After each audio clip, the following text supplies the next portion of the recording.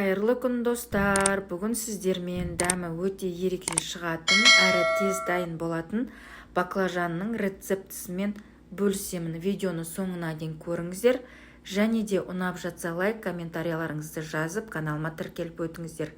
Ең алғашқы бізге қажетті ингредиенттер: помидор, баклажан, майонез, чеснок және ыдысқа тұз суымызды дайындап қоямыз.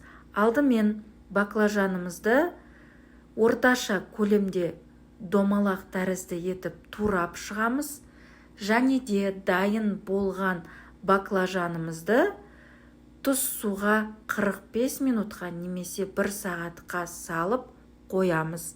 Енді дайын болған баклажанның көлеміне қарай 2 немесе 3 жұмыртқаны араластыра отырып, қызып тұрған майымызға әдемелеп екі шетінен қызарта отырып, жақсылап тұрып қуырып аламыз. Алдын ала помидорды турап қоямын, және де дайын болған баклажанымызды міне қызартып әдемі көлемде дайын болған баклажанымызды көрсетіп жатырмыз. Және де одан бөлек чесногымызды майдалап турап, оның үстіне майонезімізді қоса отырып, араластырып дайындап қоямыз.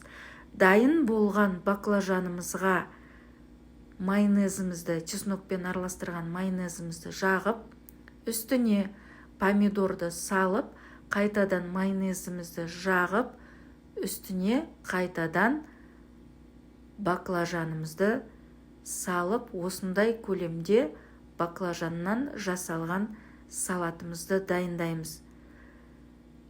Және дайын болған салатымызды көрсеңіздер, өте тез, өте оңай, әрі аз ғана ингредиенттен дайындалатын баклажан салатымыз дайын. Былайша тещиный язык деп айтады ғой.